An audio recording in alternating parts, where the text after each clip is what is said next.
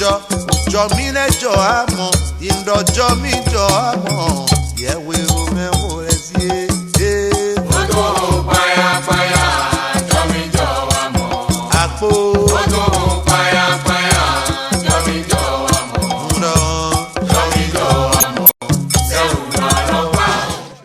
Le vaudou, sujet à polémique et à controverse. Vaudou, représentation du diable. Vaudou, symbole du fétichisme. Telles sont les conceptions du vaudou et de ses pratiques par le commun des mortels. Pendant longtemps, le vaudou a été peint en noir et même de nos jours, ses détracteurs continuent d'entretenir le flou autour de la quintessence de sa réalité. Avec l'entrée en jeu des crimes dits rituels, cette perception sociale du vaudou comme source d'occultisme et de méchanceté s'accentue davantage. Par ailleurs, certains conspirateurs assimilent le vaudou à la magie. Le laboratoire d'analyse et de recherche Religion Espace Développement l'ARED du professeur Dodi Amuzouvi se penche au quotidien sur cette question liée à la perception sociale du vaudou. Universitaire dont la renommée et les compétences sont incontestables et irréfutables, ce dernier ne cache pas son adoration du vaudou et ne manque aucune occasion pour démontrer que le vaudou est en fait Dieu. Déconstruire un discours qui tend à montrer le vaudou comme de la négativité,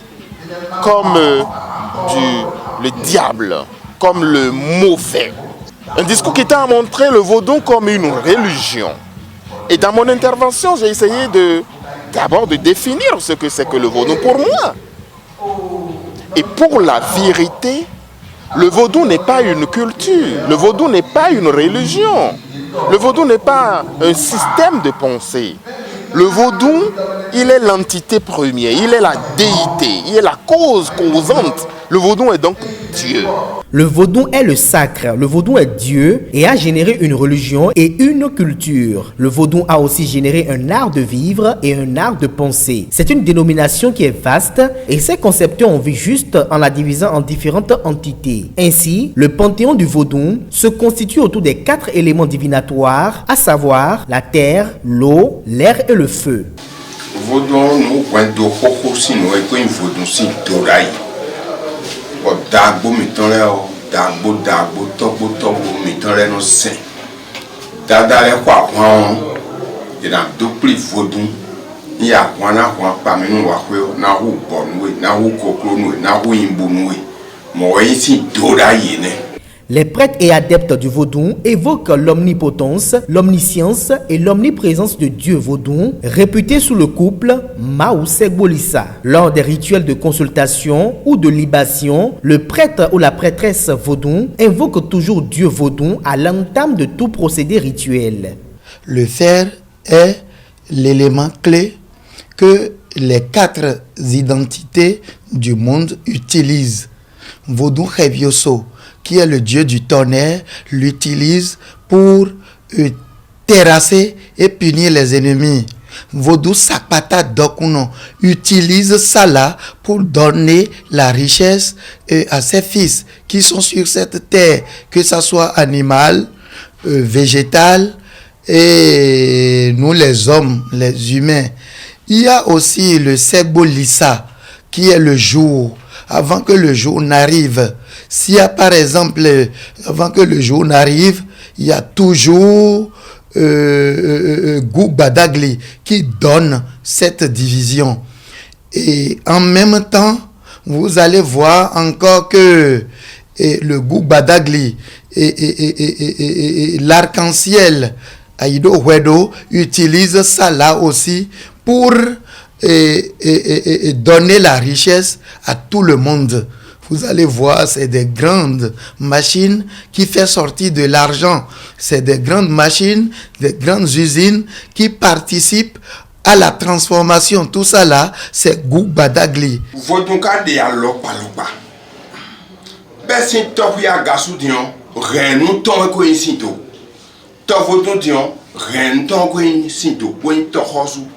Pour vivre et dit et da foi et da loi voka koyo et on doit témoigner d'elle et de venir to hosu et ouais il voulait rien dans le mal formé mais de venir mal formé vodun e bo ma o sedo de na be kuku bole doji ton kaka bono finalement e wa yo e do da tone e na yi si tome bra so do to vunu home Dada e wa renzo kaka beaucoup yo et dans dasini e guru tovo don sine mais no dada sile a khofisile dakosi a kabasi a gajasi tebesi nous enele ko de dai ho mais ya do kweton aseto ya donier be ka do so we to de be a jagbeji fine modi boy mo e lo le be ka kwe aseto bien no hon kwe be don to ayo et n'a pas un sous-ton, bon un sous-ton, et un sous-ton gandio, faut être bien le gandi.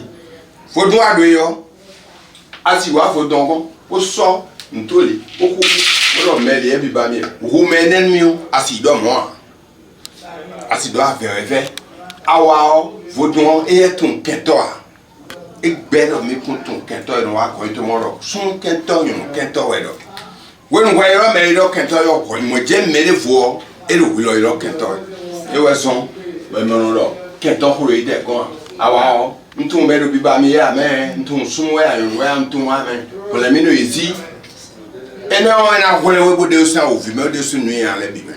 Dans le panthéon vaudou, en dehors du Revioso, du Sakpata, du Gun, du Mami et bien d'autres divinités très reconnues, de par leur efficacité, le Kenessi fait objet de polémiques et de controverses. Il serait utilisé à des fins de crimes rituels pour l'obtention exponentielle de biens matériels de façon miraculeuse. Il est très redoutable et très puissant, en témoignent les adeptes.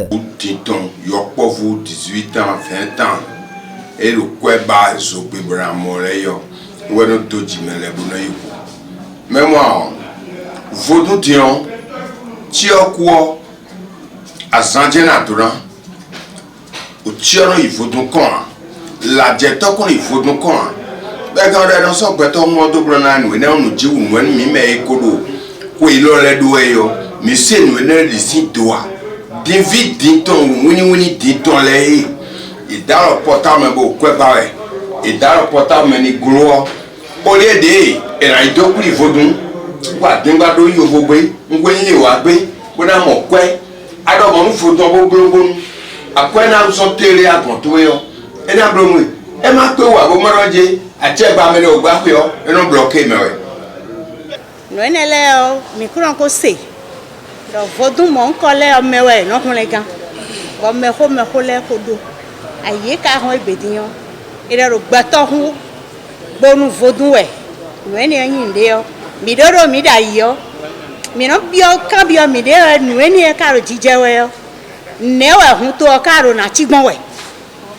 Fitewa, mi huepo, bon, Midoro, Minoko, Tasseple, Mideo, Bonoro, nous sommes en Cambio, Mideo.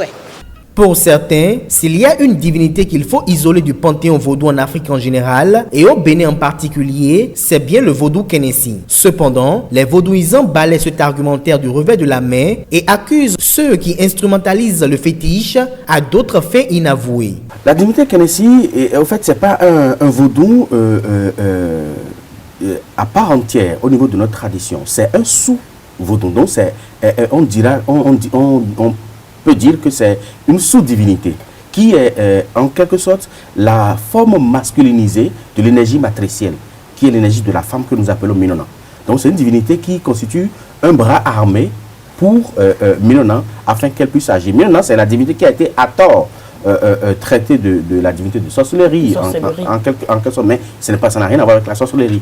Mais il faut reconnaître que Kenessi est une divinité qui était déjà utilisée par nos ancêtres pour protéger la progéniture. Ça permettait de protéger la progéniture et d'éviter qu'elle ne soit victime des affres et nuisances de la sorcellerie.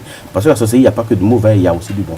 Mais est-ce que Kenessi consomme du sang humain? Le Kenessi, en principe, ne consomme pas du sang humain. Vous savez, toute divinité consomme du sang. Donc, ce qu'on dit aujourd'hui avec le Kenessi, on a dit du sang humain, professeur. Oui, toute divinité consomme du sang. Et il ne faut pas oublier que l'homme aussi est un animal. Puisque quand on rentre dans la catégorie des éléments, nous avons les éléments du règne minéral, les éléments du règne végétal et les éléments du règne animal. Au niveau des éléments du règne animal, l'homme aussi y figure. Donc, toutes les divinités qui consomment du sang peuvent le consommer, mais le problème ici, c'est que nous n'avons pas déjà l'habitude de faire consommer du sang à nos divinités. Ils ne consomment que les moutons ou les poulets ou les bœufs. De faire consommer du sang humain. Du sang humain à nos divinités. Donc, le fait de lui donner du sang humain, c'est parce qu'on est à la recherche de quelque chose. On veut déculper un peu On veut l'énergie. déculper un peu l'énergie. Donc on peut le faire avec le toleba, on peut le faire avec le goût, on peut le faire avec le dent. Maintenant c'est parce que le Kenessi est déjà un bras armé d'une divinité qui était déjà très puissante, qui est Minona. Constitué d'une divinité qui est matérialisée par un canari à même le sol, sur lequel il a été versé de l'huile rouge, le vaudou Kenessi est historiquement une pratique sociale propre à certaines collectivités. À cette pratique est associé un autel où se font les rituels de guérison, de la fièvre infantile, des évocations propres à ce vaudou par personnes initiées dans les dites collectivités. Dans l'histoire coloniale et jusqu'à l'époque des royautés, le Kenessi contribuait fortement à protéger contre des invasions. Il serait très prisé de nos jours par les cybercriminels en quête constante de gains faciles. Vieux de l'époque du Dahomey, le vaudou Kenessi a la force de faire exécuter tous les désirs, quel que soit le domaine, professionnel, amoureux, richesse, santé et vengeance. Il suffit de faire les rituels adéquats à travers une requête bien élaborée auprès du vaudou et il exécute le vœu latent en moins de 24 heures sans possibilité de rendre le sortilège inopérant. Pour certains, c'est un vaudou très dangereux qui ne doit pas se retrouver à la disposition d'une personne sans foi ni loi. Rituel. C'est des assassinats ciblés. Ça n'a rien à voir avec un crime rituel. Le crime rituel, c'est quoi? C'est tout un processus rituelique au bout duquel un être peut être sacrifié. Et au bout de ce processus rituel-là, c'est forcément soit pour le bien-être de la communauté, soit pour le bien-être de la nation. Et ça se passait au temps royal, où même des jeunes filles étaient exécutées en crime rituel pour protéger la nation ou pour assurer la prospérité de la nation. Donc, ça n'a rien à voir avec ce qui se passe aujourd'hui. On assassine des gens, on récupère des organes, on récupère le sang, qu'on donne à une divinité. Ça n'a rien à voir avec un crime rituel. C'est des assassinats et il faut combattre. Et est-ce qu'il y a des rituels qui permettent de s'en débarrasser sans risque? Parce que même si vous jetez la divinité, puisque ce qui est constitué, c'est juste un autel. Vous demandez à la divinité de se manifester là. La divinité n'est pas là. C'est juste un autel qui permet à la divinité de se manifester. Mais la divinité est ailleurs. Donc quand la divinité va venir et ne va plus retrouver son autel, mais il va s'attaquer à tout le monde.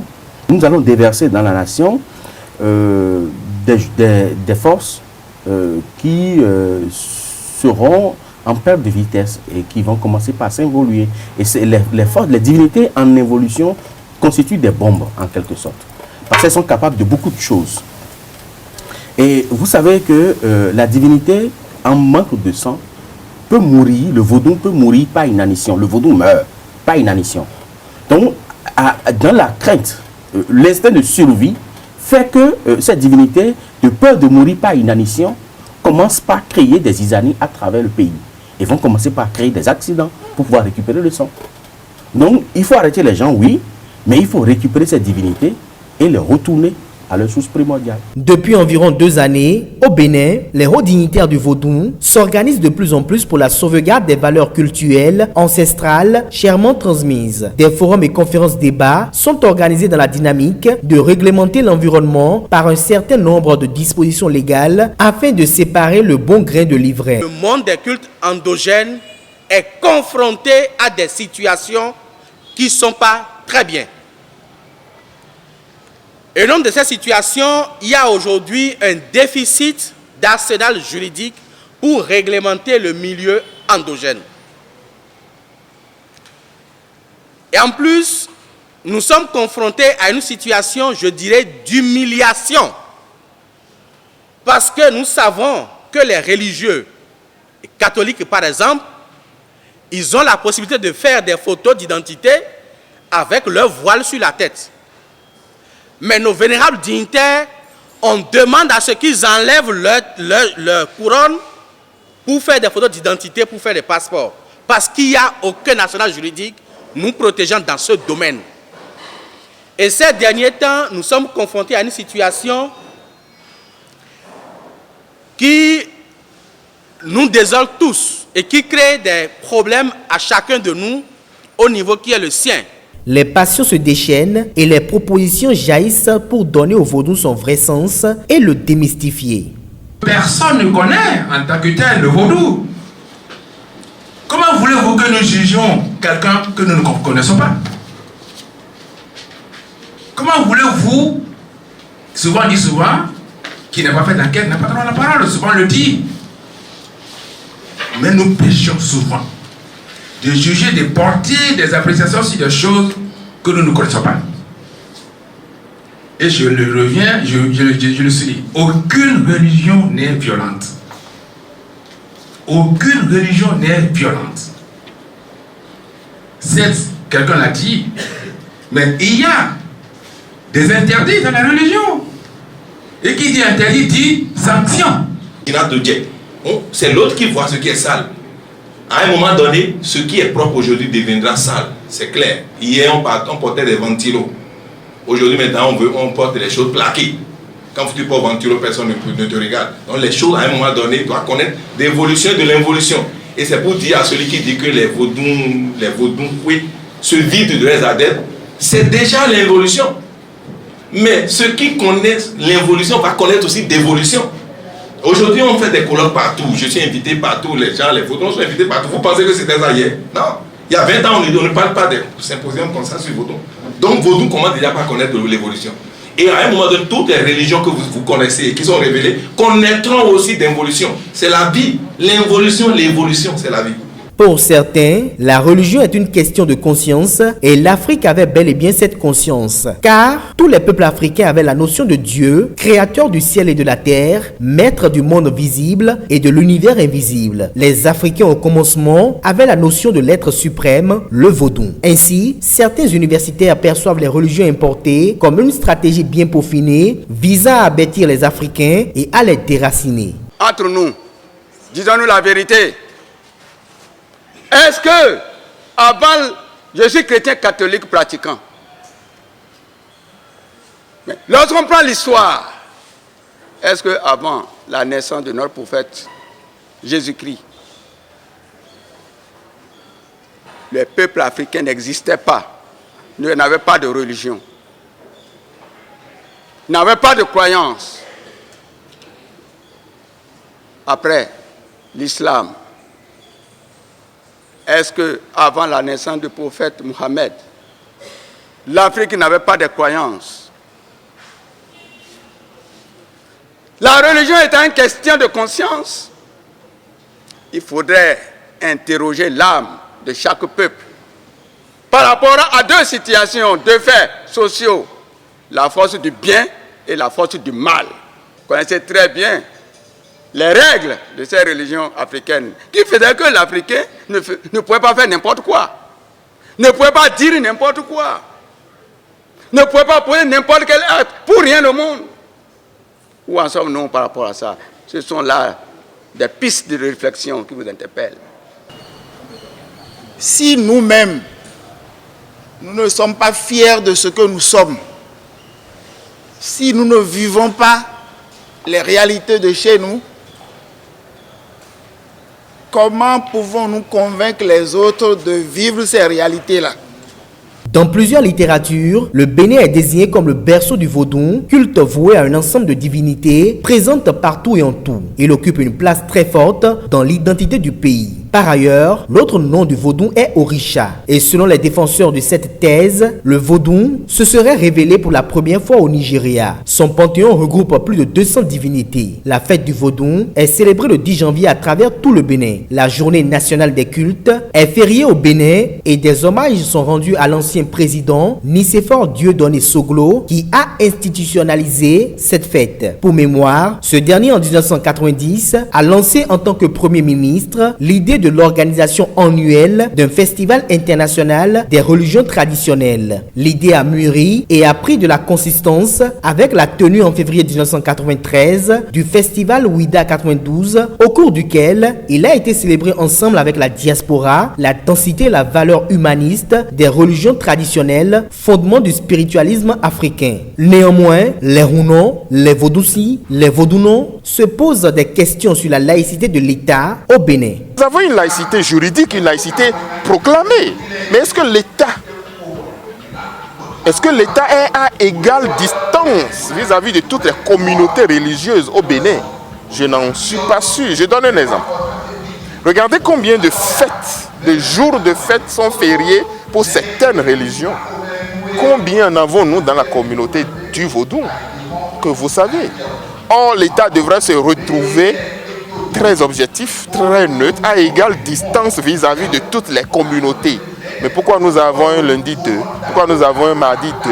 Pourquoi nous avons pourquoi près de 5 à 6 jours fériés pour des fêtes religieuses par jour, alors que dans une certaine communauté, alors que dans une autre, on n'a qu'un seul. Il y a lieu de se poser la question de savoir si socialement, la laïcité juridique proclamée, constitutionnelle proclamée, rencontre la laïcité sociale. Le vaudou a généré un art de vivre. Toute situation de la vie chez certains adeptes n'est pas chose anodine. Par exemple, le vaudou Torosu, qui est l'ensemble des pratiques sociales rituelles liées à la divinité des eaux, se manifeste de la façon suivante. La naissance d'un enfant mongol est l'expression d'une quelconque déviance de la part des parents. Cette situation impose donc des rituels au vaudou Torosu. La non-satisfaction de ce principe ou la mauvaise organisation de ces rituels exposerait les parents à d'autres désagréments. Par ailleurs, le goût a aussi ses réalités qu'ignorent le commun des mortels. Et tout le monde ignore. Quand on parle de goût, tout le monde a peur. Goût n'est rien d'autre que moto, goût n'est rien d'autre que auto, goût n'est rien d'autre que l'avion. C'est des supports qui emmènent l'homme du point A au point B le plus rapidement possible. C'est un moyen de communication très rapide qui protège, qui donne aussi la richesse, parce que si tu es lent, ça ne va pas. La tortue, on dit qu'il est lent, c'est pourquoi le cheval a pris le pas sur lui. Donc le goût Badagli qui est là, tout homme dans la vie doit se donner à lui. C'est en quelque sorte l'écorce des arbres qui protège l'arbre pendant que le feu brûle la forêt. Il y a des arbres qui résistent, c'est la peau rigide de l'arbre. Il y a aussi ce goût Badagli et sur le corps humain, c'est les dents. Si nous n'arrivons pas à bien mâcher les aliments et ça rentre dans l'organisme, on va tomber malade. Et goût arrive à trancher. Et c'est le couteau, c'est le fusil. Un état de droit, un état qui n'a pas les forces armées à ses côtés n'est pas protégé. Goût Badagli sanctionne, c'est pourquoi tous les jours, il y a de l'accident. Que ce soit les malfaiteurs, si tu arrives à faire quelque chose dans la cachette et tu ne veux pas qu'on te trouve, tu vas faire de l'accident. Vous allez voir aussi que si les parents ont commis beaucoup de bêtises, avant de mourir, ils n'ont pas payé, le goût sanctionne. C'est pourquoi il est bon d'aller voir le goût pour dire tout ce que j'ai fait de mauvais ou tout ce que mes aïeux ont fait de mauvais. Je viens pour te donner ça et tu me donnes la clarté. Cette divinité-là, on l'appelle Souaï. C'est une divinité qui rassemble en lui tout seul toutes les divinités de ce monde. On les appelle, tu vois, on les appelle dedans et puis on ferme. Et eux tous ils vont rester là et ils vont écouter et tant soit peu ce qu'on veut leur commander ou ce qu'on veut leur dire. Sa puissance en lui seul, c'est comme il gêne toutes les autres divinités et puis les commande. Donc même si tu es allé demander quelque chose chez une divinité, tu viens les appeler ici et puis tu leur donnes à manger ici, c'est que tu as déjà fait ce dont tu as besoin. Donc ces interdits, bon, ce fétiche, ce vaudou n'a pas trop d'interdits. Les interdits, c'est que de ne pas faire mal à autrui. Si tu ne fais pas mal à ton prochain, si tu viens demander quelque chose ici, ça prend automatiquement. La terre, elle-même vaudou et mère nourricière, est représentée par Aizan et Sakpata. L'air, souffle porteur de vie, est du ressort du vaudou Dan. L'eau, quant à elle, relève des vaudous, Nesouhwe et des Torosu. Tandis que le feu, source d'énergie, est porté par le vaudou Revioso. Ce qui fait la richesse du vaudou est sa forte implication dans plusieurs pratiques sociales nécessaires à la protection de la vie de la communauté. Soulignons au passage que toutes les recettes de notre pharmacopée ont été d'abord expérimentées dans les couvents avant d'être généralisées. Aussi, toutes les forêts rendues sacrées se sont révélées d'une utilité écologique et environnementale. Il en est de même de certains cours d'eau et plans d'eau que les initiés vaudous déclarent interdits à la pêche pendant certaines périodes de l'année. Le vaudou, à travers la religion qu'il a générée, prône l'amour, le partage et la tolérance. Il urge d'être fiers de nos cultures et de tout mettre en œuvre pour les révéler au monde dans ce qu'elles ont d'original, d'esthétique et de profondément humaniste.